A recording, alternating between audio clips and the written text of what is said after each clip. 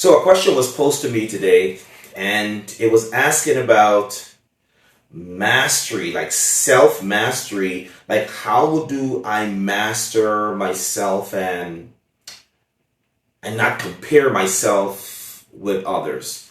And it's a question that everyone should think about.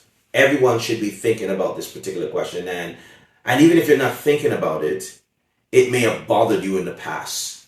That means you may have come across a time where you feel like you were comparing yourself.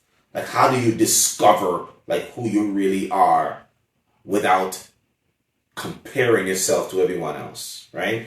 And that's what we're going to talk about today. We're going to give you some techniques that you can use to help yourself to really get to know you a little better and not compare yourself to anyone else. Hey, if you're joining me for the first time, my name is Andrew E. Guy. I'm a work-life enrichment coach and consultant. And my goal in life is to help those high-performance professionals to find meaning and clarity in what they do so they can develop a radically resilient work life. So we're talking about the techniques that you need to use in order to have this self-discovery, so discover who you really are without comparing yourself to everyone else. Now, number one, you're trying to figure life out. What does it mean? I'm trying to figure my life out without comparing with anyone else. The first thing you need to understand is that you really don't figure life out, okay? That's the reverse. You don't figure life out.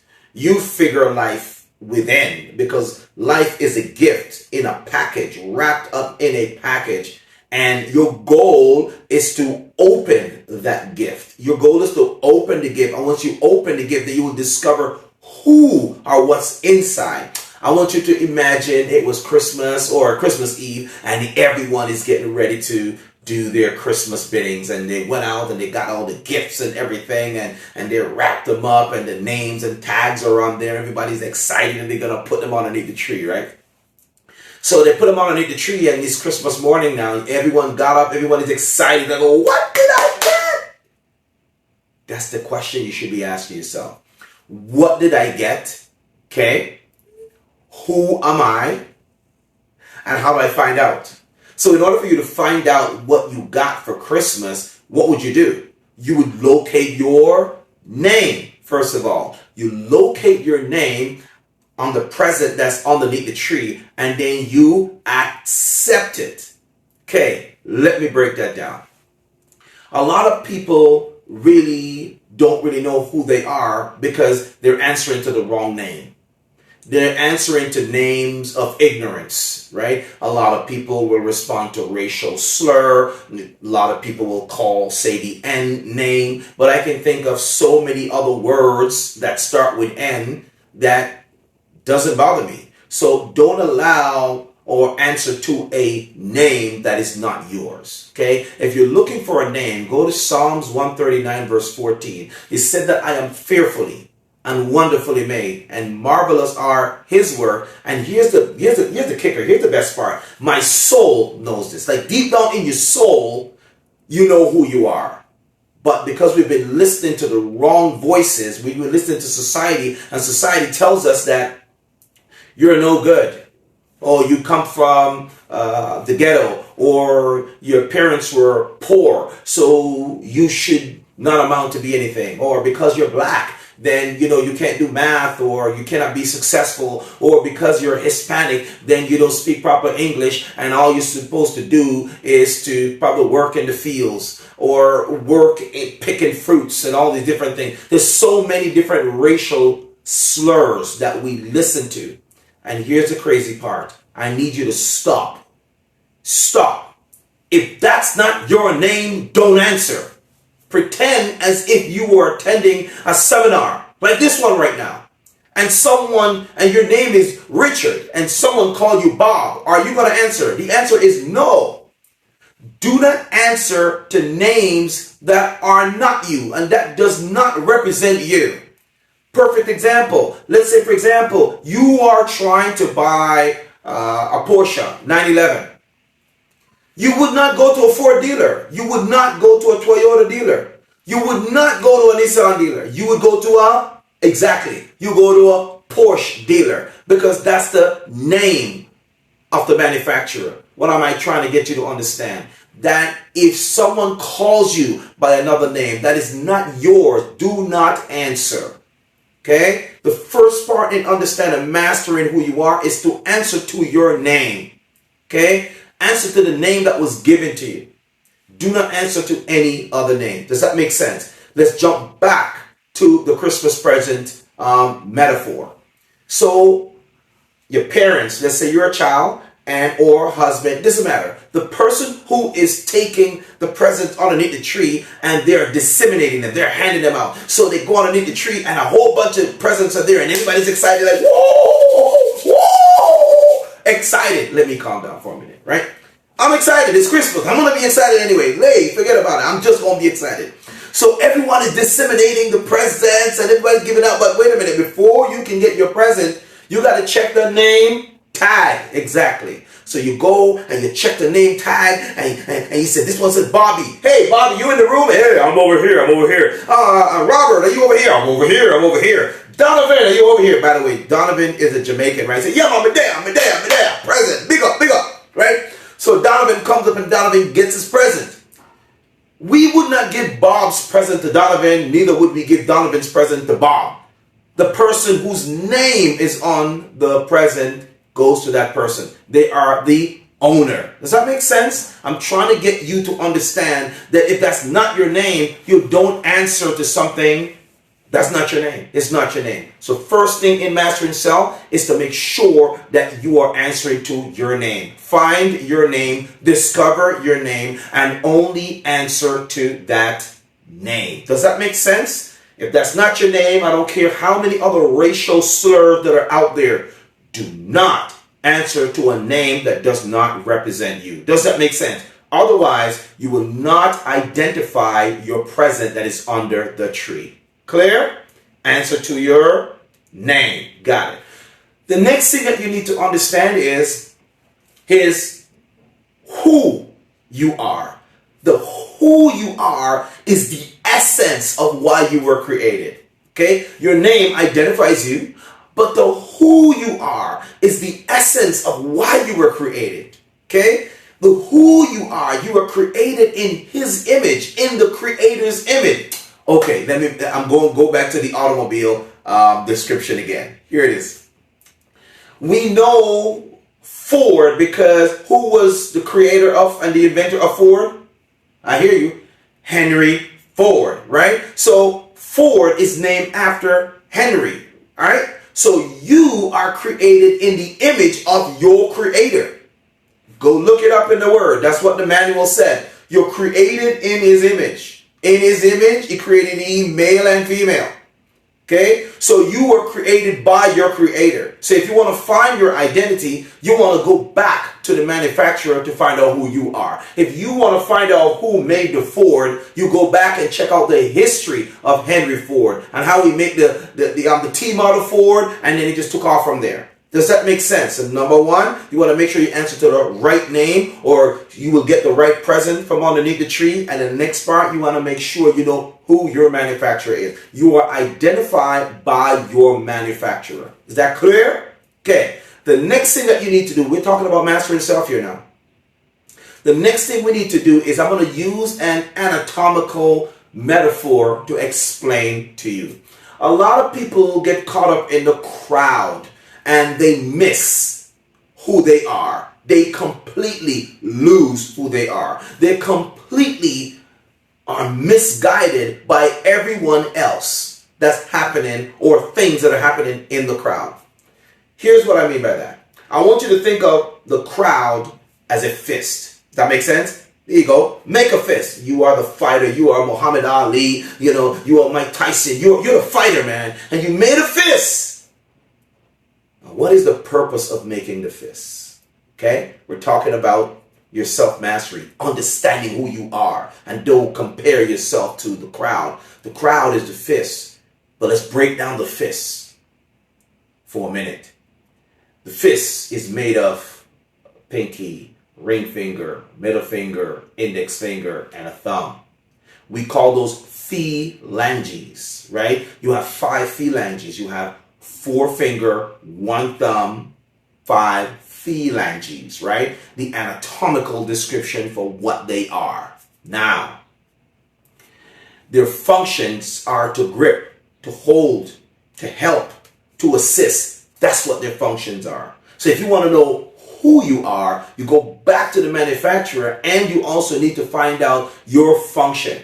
Okay, remember I said your fist is just like the crowd. They come together. You need to understand the purpose of why the fingers or the phalanges come together to make a fist. They come together because of a purpose. They come together because I'm trying to grip something. They come together because I'm trying to hold my book. They come together when I was writing my book. I had a pen and I was writing for like hours. I was on the keyboard typing. They come together because of a purpose. As a matter of fact, speaking of which, if you're looking for a book that's going to help you with your spirituality and understanding who you are, your identity, go and check out this book right here. It's called The Anatomy of the Kingdom and the Power of Community. Exchanging religion for life of purpose and function. All right? We're talking right now about finding your purpose and understanding who you are. Proper identification. All right? So remember we said that there were 5 phalanges, 4 fingers, 1 thumb. But let's dig a little deeper. Okay? On each of these digits is a print. You are that person. You are just like the print that's on each of these fingers. Hence, you come together for a purpose. So you can make a fist, so you can pack a punch and impact somebody's life. Well, if you got into a fight, that would be a negative impact, right? But there's still a positivity in there. If you've been bullied by somebody and you made a fist and impact that person's life, then of course, then everything changes from that. Hence goes the bully goes down. So the finger, the picture I'm trying to get you to understand is that the fingers, they come together because of a purpose. When they're in the crowd, when they made a fist, the pinky fails to be the pinky. The pinky is now a fist. The ring, the middle, the index finger, the thumb, all of them, they have traded their personal identity for a function in the community. Let me say that again. They have traded their sense of self and personal identity to be identified as a group, as a fist. And I want you to get that. Now, individually, when you're giving a high five, they each go their separate ways. Look at that. They go into different direction. Pinky, ring, middle, index, thumb. They all go their separate direction. But watch when it's time for them to make a fist. They all are on one accord. They are no longer a finger. They are combined to come to be a fist. Does that make sense? Now, the question that you're asking me is, well, why am I comparing myself to other people? It's because you're lost in the crowd. You're in the fist, but you're still thinking, why am I here? You're looking at everyone else, and you forgot that you are a pinky, and you assembled to assist to carry out a function. If you're in the crowd and you don't know who you are, it's because you do not know your function.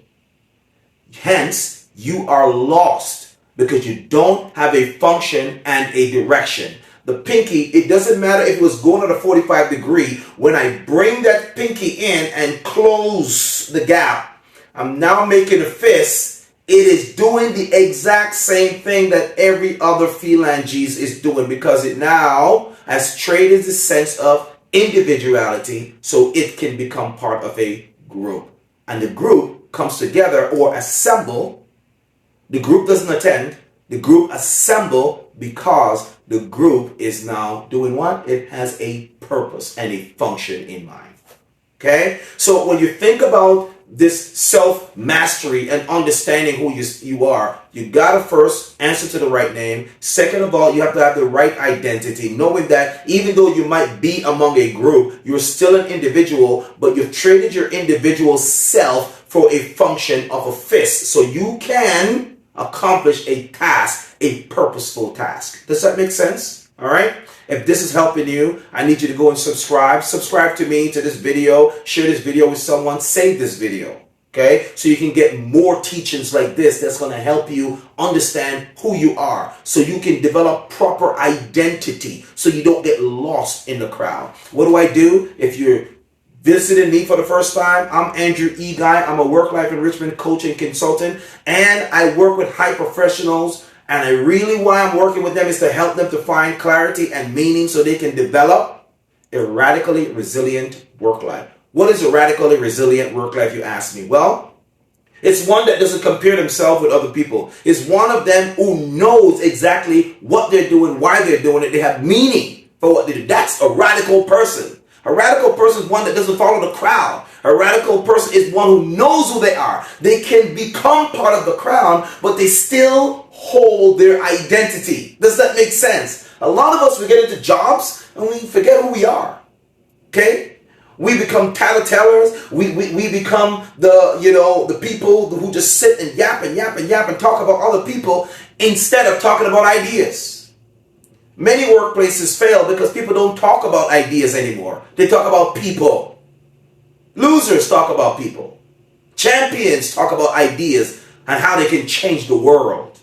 Okay? So you need to understand that. This is what I'm trying to get you to understand. If you master self and you understand you and you know your identity, it doesn't matter what crowd you are in. You still come back out as that individual person with the correct print. The correct identity. The print, the fingerprint is your identity. Oh my goodness, I'm getting too excited. I need to calm down.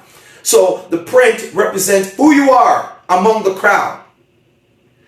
The index finger, let me backtrack for a minute. When you travel to different countries, especially in the United States, I've lived in the United States for many years. And when I'm traveling, if I'm coming back to Canada, which I am right now, when I'm traveling back and forth, when I was going to school in the United States as an international student, I have to do fingerprints.